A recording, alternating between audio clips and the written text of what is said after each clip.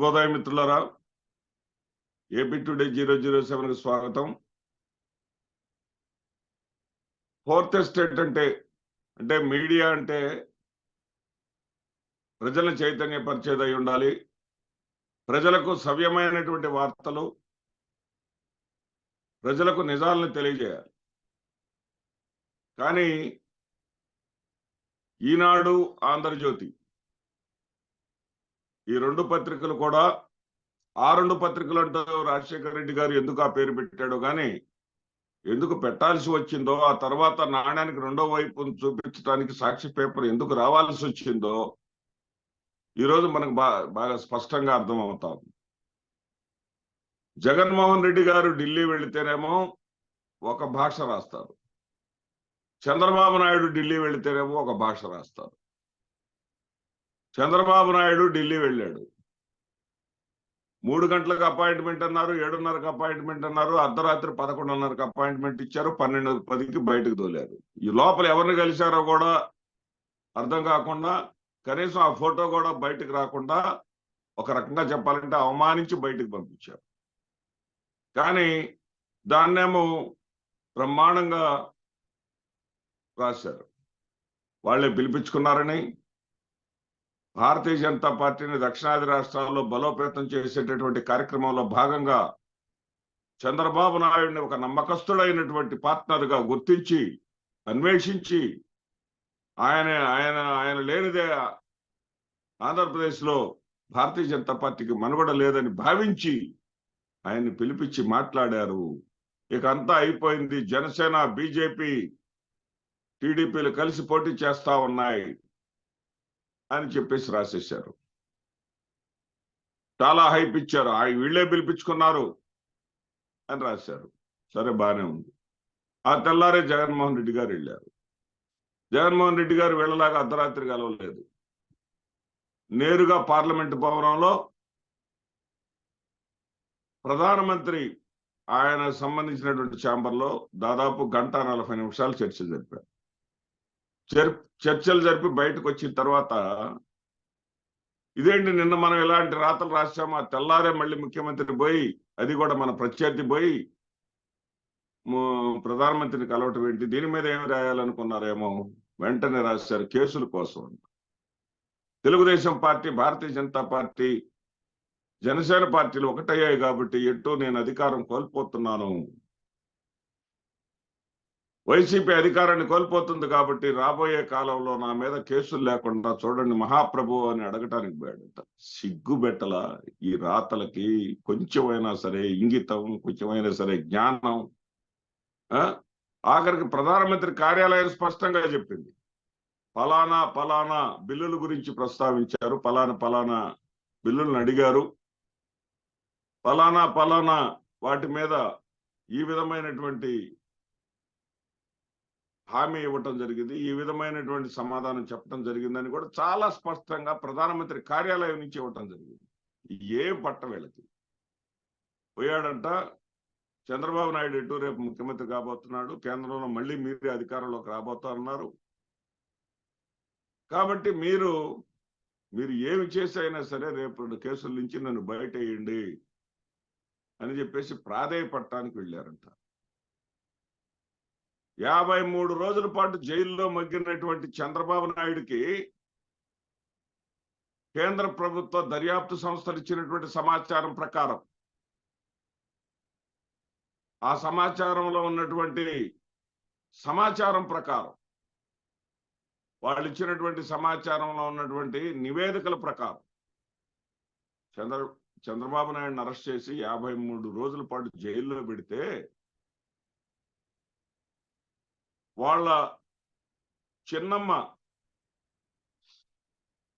వాస్తవానికి చిన్నమ్మ అంటారు కానీ ఆవిడే పెద్దల్లుడి భార్య,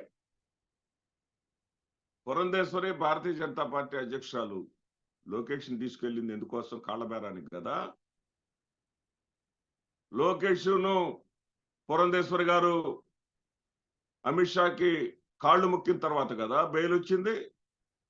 ఇది అందరికి తెలిసినటువంటి విషయం కాదా? అప్పుడు వార్తలు రాసేటటువంటి పరిస్థితి ఉందా? అప్పుడు కూడా లోకేష్ని పిలిపించుకున్నట్టుగా రాశారు. లోకేష్ తో ఏం పనుండి పిలిపించారు? 25 సార్లుగా ప్రాధేయపడి బతిలాడితే అక్కడే ఉండి అష్టకష్టాలు పడతా ఉంటే, మరి కిషన్ రెడ్డి ద్వారా రాయబారం నేర్పితే కృష్ణారెడ్డి కిషన్ రెడ్డి గారు ఏది పురంధేశ్వర్ గారి తరఫున వకాలతా పుచ్చుకుంటే, మరి పరస్పరం తెలుగు రాష్ట్రాల అధ్యక్షులు కదండి, అడుగుతా ఉంది, మరి మనం ఏర్పాటు చేయాలి కదా అంటే కిషన్ రెడ్డి గారి సమక్షంలో అక్కడ కాసేపు కూర్చొని, సరే ఏంటో చెప్పోయా, నీ కేసు ఏంటో చెప్పు అని చెప్పేసి మాట్లాడిన తర్వాత నీకు వెసులుబాటు వచ్చిన మాట నిజం.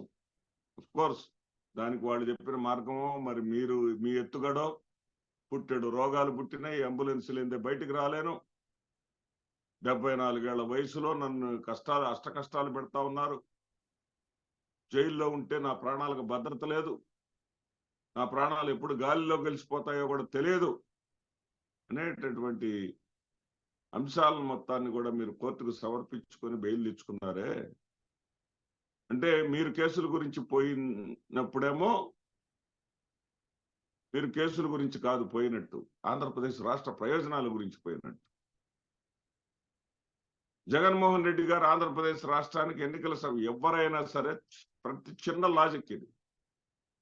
మన వార్డులో ఉంది, మన బజారు ఇంటి ముందు ఏదైనా సమస్య ఉంది, ఆ సమస్య తీరాలన్నా కానీ ఎన్నికల ముందే వెళ్తాం, ఎన్నికల ముందే గట్టిగా నిలబడతాం, ఎన్నికల ముందు గట్టిగా నిలదీస్తే ఇప్పుడైతే తప్ప పని కాదు అని చెప్పేసి అడుగుతారు. అదేవిధంగా జగన్మోహన్ రెడ్డి గారు వెళ్ళారు, రాష్ట్ర ప్రయోజనాల కోసం వెళ్ళారు, ఆయన గట్టిగా నిలదీశాడు. వెళ్ళిన తర్వాత రాజకీయం లేకుండా ఎలా ఉంటది? మీరేనా రాజకీయాలు చేసేది? ఆయన చేయడా రాజకీయం? ఆయన నడిపేది రాజకీయ పార్టీ కదా, ఆయన నడిపేది రాజకీయ చదరంగం కదా ఆయన చేసేది? మీరేనా రాజకీయాలు నడిపేది? మీరేనా రాజకీయ చాణక్యులు? ఆయన చాణక్యుడు కదా. ఒంటి చేత్తో అధికారంలోకి తెచ్చుకున్నటువంటి పార్టీని ఏది 67 మంది ఎమ్మెల్యేలను గెలిపించుకున్న తర్వాత వాళ్ళలో 23 మందిని కొనుగోలు చేసి ఆయన కొంగదీయాలని చూస్తే ప్రజాక్షేత్రంలో తేల్చుకుంటానని చెప్పి ఒంటి చేత్తో 151 మందిని గెలిపించుకొని ముఖ్యమంత్రిగా అయినటువంటి ఆయన రాజకీయం చేయకుండా ఉంటాడా? ఢిల్లీ దాకా వెళ్ళిన తర్వాత చెప్పుంటాడు, మొత్తం సున్నా చేశాం కదా తెలుగుదేశం పార్టీని రాజ్యసభలో, మొత్తం 11కు 11 ఆంధ్రప్రదేశ్ సంబంధించినటువంటి సభ్యులందరూ వైఎస్ఆర్సీపీ సభ్యులు ఉన్నారు కదా, నా అవసరం మీకు భవిష్యత్తులో ఉంటుంది.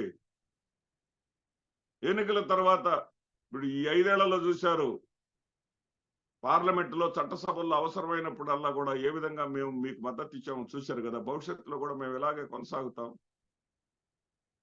అనే హామీ ఇస్తే ఇచ్చి ఉండొచ్చు, దాంట్లో తప్పే ఉంది. రాజకీయంగా ఎవరి ఎత్తుగడలు వాళ్ళకు ఉంటాయి, అవేమో రాజకీయ ఎత్తుగడలుగా పరిగణించరంట. కేసుల కోసం ఈయనేమో తల వంచినట్టుగా రాస్తారు. నిజంగా కేసుల్లో మగ్గిపోయి అసలు ఆయన ఢిల్లీ నుంచి ఇంటికి రాగానే మళ్ళీ ఆయన మీద కేసు కొత్తగా నోటీసులు వచ్చినాయి కదా, దాని గురించి ఎక్కడ రాయరు. చంద్రబాబు నాయుడు మీద కేసుల గురించి ఉచ్చు బిగుస్తున్నటువంటి వార్తలు మాత్రం ఎక్కడ రాయరు. ఎంతసేపు డప్పు కొట్టడం, ప్రజలను తప్పుదారి పట్టించడానికి లేనిది ఉన్నట్టుగా, ఉన్నది లేనట్టుగా పందిని చేస్తూ వార్తలు రాయటమే తప్ప మీ బతుకులు మారవా? మీకు చంద్రబాబు నాయుడు ముఖ్యమంత్రి అయితే మీకు జరిగేటటువంటి ఆర్థిక ప్రయోజనాలు ఎలా ఉన్నాయో రాష్ట్ర ప్రజలందరూ చూస్తానే ఉన్నారు. డొక్కు సైకిల్ మీద పోయిన ఆయన ఎంత సంపాదించాడు, అదేవిధంగా వ్యాపార సామ్రాజ్యాన్ని ప్రజల నోళ్లు కొట్టి రామోజీరావు ఏ రకంగా సంపాదించాడు అందరు చూస్తానే ఉన్నారు. మీ అందరికి సంరక్షకుడు చంద్రబాబు నాయుడు అధికారంలో ఉంటే మీ ఆస్తులను ఇంకాస్త పెంచుకోవచ్చు, మీ ఆస్తులను పరిరక్షించుకోవచ్చు. ఇది కదా మీ అంశం. ఇది తెలియని వాళ్ళు ఎవరున్నారు ఆంధ్రప్రదేశ్ రాష్ట్రంలో? అందరికీ తెలుసు. మీ నాటకాలు కాస్త ఆపి కొంచెమైనా సిగ్గు తెచ్చుకుంటే ప్రజలు మన మాటలు నమ్మరు. మనం ఎన్ని రాసినా సరే, గతంలో 2019 ఎన్నికల్లో ఎన్నో రాతలు రాసాం, ఎన్నో తప్పుడు రాతలు రాసాం, ఎన్ని రాసినా కానీ ప్రజా నిర్ణయం ఒకసారి అయిపోయిన తర్వాత మారదు అనేటటువంటి కనీస ఇంగిత జ్ఞానం ఇప్పటికన్నా తెచ్చుకుంటే మీకు మంచిది.